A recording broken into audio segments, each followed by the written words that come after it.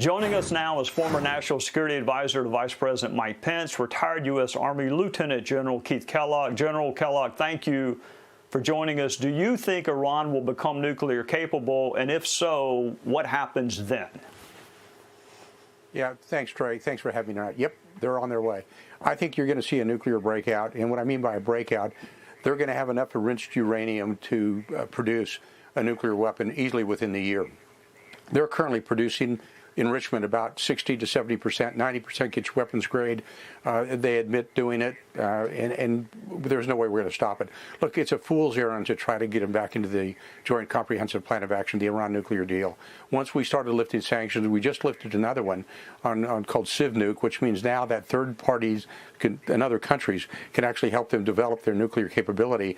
And Ali Shamkhani, who's their chief of staff in the National Security Council, said nobody has the right to tell us to do what we want to do with nuclear development, and either peaceful, or what concerned me was the word he used, or security means. So they're heading that way. The Israelis are correct. We ought to be thinking right now, what do we do when they do have a breakout? Because it's going to destabilize the Middle East.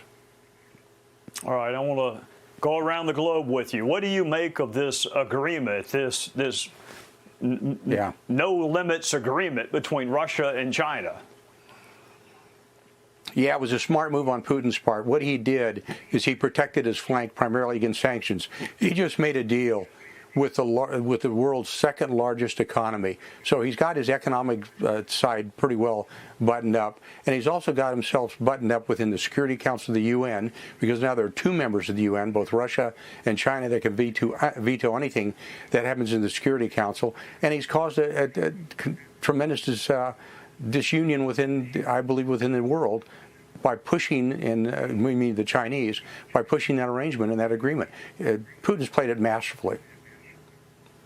I want to play a clip for you that includes some perspective from a U.S. senator who happens to be on the Intelligence Committee, and get you to react on the other side. Right.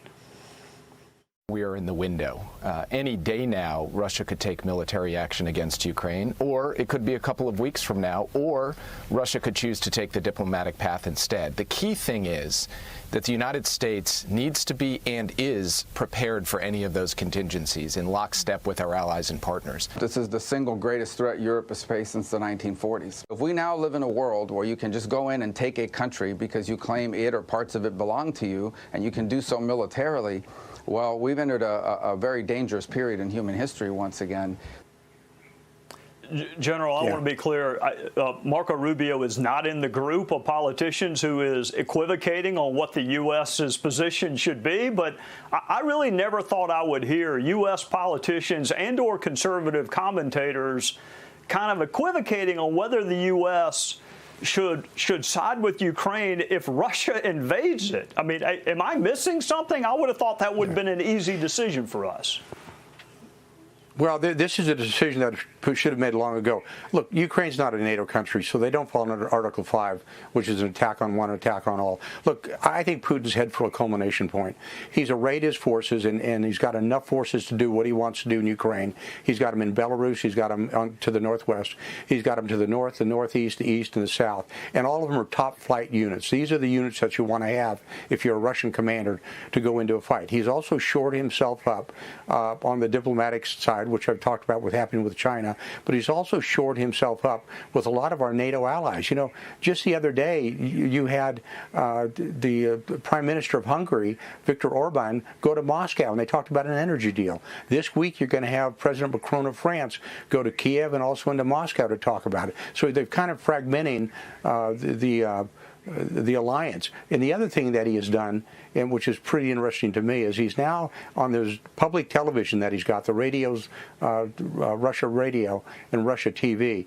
They're now talking about Ukraine, now the danger is imminent, and they're going to do something. So he's kind of set himself up to do what he wants to do. I'm hoping there's still an ability to have some type of diplomatic way out of it, but if you want to know the truth, Trey, I don't see how he's going to do it. I don't see how he backs down. His biggest issue was he did not want Ukraine to be part of NATO, and we could have handled that a year or 2 years ago, and we should have been able to do it. You know, the other issue that bothers me is that President Biden has not been involved that much. President Trump would pick up the phone and call anybody at any time. He had over 18 phone calls with Putin, and he would always try to tamp things down. He would always try to say, let's walk our way through this, diplomatic, talk our way through it. That isn't being done. You know, you've got Macron talking to Tony Blinken today. Macron should be talking to President Biden, and he's not doing that. So I think we've got a real problem diplomatically, and I think he's set to go. And if I was a betting guy, I'd say, in all probability, he's going to go in the near term. General, thank you for your service to our country, and thank you for loaning us your expertise and perspective.